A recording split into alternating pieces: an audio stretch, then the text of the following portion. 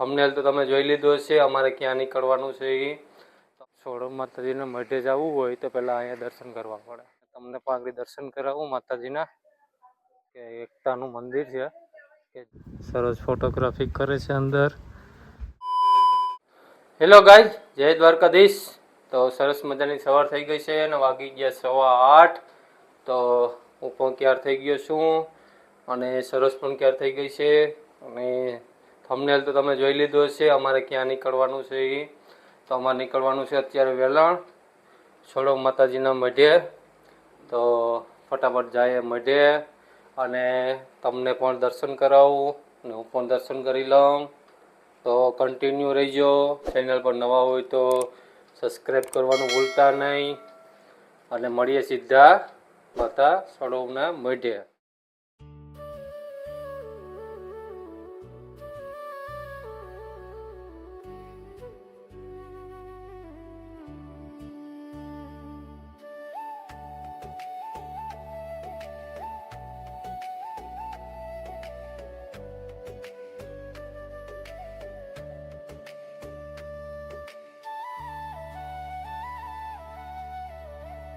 Friend, અમે વેલણ પૂગી ગયા અને પહેલાં આપણે હજરત હેમંતશાહ પીરની દરગાહ છે અહીંયા દર્શન કરી લીધા.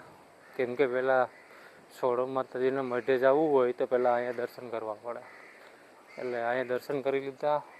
તમને બતાવી લો આખી આ રીતની દરગાહ છે હજરત હેમંતશાહ પીરની. 5 ભાઈઓની દરગાહ છે. ફાઇનલી ગાઈઝ, અમે સોળો માતાના મંદિરે પૂગી ગયા અને તમે જોઉં છો માતાજીનું મંદિર અને દર્શન તમે કરી લીધા.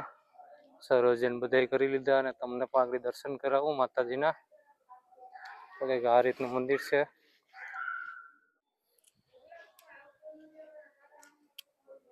ફ્રેન્ડ, તમે પણ દર્શન કરી લો માતાજીના.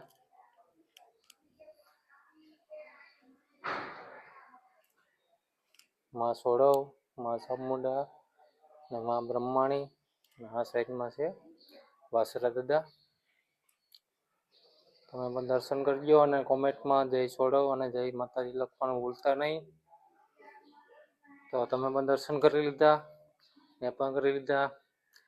તો હવે નિવેદ બને છે. તો હવે નિવેદ તૈયાર ચાલુ છે, તૈયાર થઈ જાય એટલે માતાજીના નિવેદ કરી લઈએ. ફ્રેન્ડ, તમને પણ દર્શન કરાવી દીધા અને સોળો માતાજી આવતા હોય કે માનતા હોય એને તો ખ્યાલ જ છે કે આ હિન્દુ મુસ્લિમ બે ધર્મનું એકતાનું મંદિર છે કે જે હિન્દુ લોકો છે એને જો અહીંયા કોઈ પણ નિવેદ અથવા દર્શન કરવા હોય તો પહેલાં હજરત હેમંતશાહ પીરની દરગાહ જે આગળ બતાવી છે ત્યાં દર્શન કરવા પડે. પછી અહીંયા દર્શન કરવાના સોળો માતાજીના. એ રીતે એ લોકોને પણ છે. એ લોકોને પહેલાં ત્યાં જવું હોય તો પહેલાં એ લોકો અહીંયા દર્શન કરવા આવે છે સોળો માતાજીના ને પછી એ લોકો ત્યાં હજરત હેમંતશાહ પીરની દરગાહે જાય છે. એટલે આ એક હિન્દુ મુસ્લિમ એકતાનું મંદિર છે. એટલે વર્ષોથી આ હાલ્યું આવે છે ને હજી હાલે છે. તો કોમેન્ટમાં જય માતાજી લખવાનું ભૂલતા નહીં.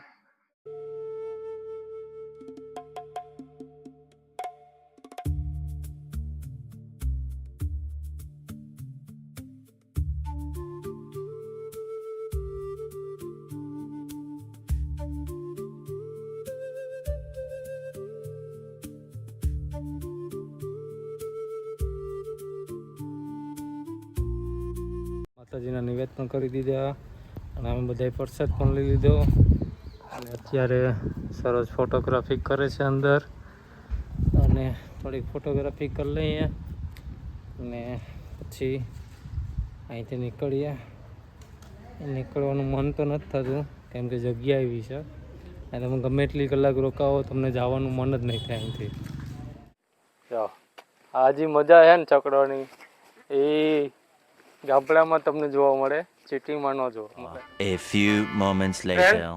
અમે આવી ગયા પાછા વેલણથી ઘરે, અને હું પાછું નાઈને તૈયાર થઈ ગયો છું, કેમ કે ચક્ર રિક્ષામાં ગયા હતા એટલે પવન ને બધી ધૂળ ને બધી મોઢા ઉપર આવતું હતું, એટલે નાઈને પાછો તૈયાર થઈ ગયો છું.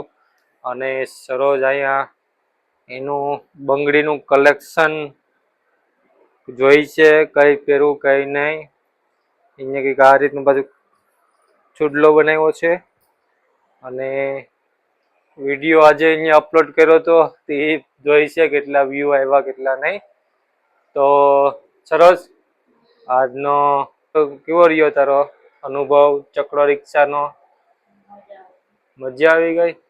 કેમ કે સરોજ ચક્ર રિક્ષામાં એટલે લાંબા પલે પહેલી વખત બેઠી છે, બાકી તો ખેતર અને જતા હોય 2-3 કિલોમીટર આમ તેમ, એ તો એને ચાલુ જ હોય.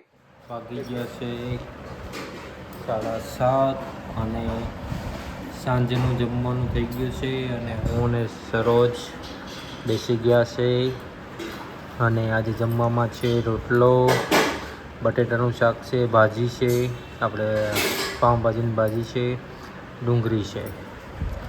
તો આવું છે અમારા ગામડાનું જમવાનું. તો અમે જમી લઈએ. વાગી ગયા છે 9 અને આપણે બેટા ફિશને માછલીને એનું જમવાનું આપી દીધું, અને આપણે પણ જમીન આવી ગયા ઉપર. તો થોડુંક મોડું થઈ ગયું આજે એને આપવાનું જમવાનું, આપી દીધું. હવે આ વિડીયો હું અહીં પૂરો કરું. તો મારો વિડીયો કેવો લાગ્યો કોમેન્ટમાં જણાવજો, લાઈક કરજો, શેર કરજો, અને ચેનલ પર નવા હોય તો સબસ્ક્રાઈબ કરવાનું ભૂલતા નહીં. મળીએ આપણે નવા વિડીયોમાં, ત્યાં સુધી બાય.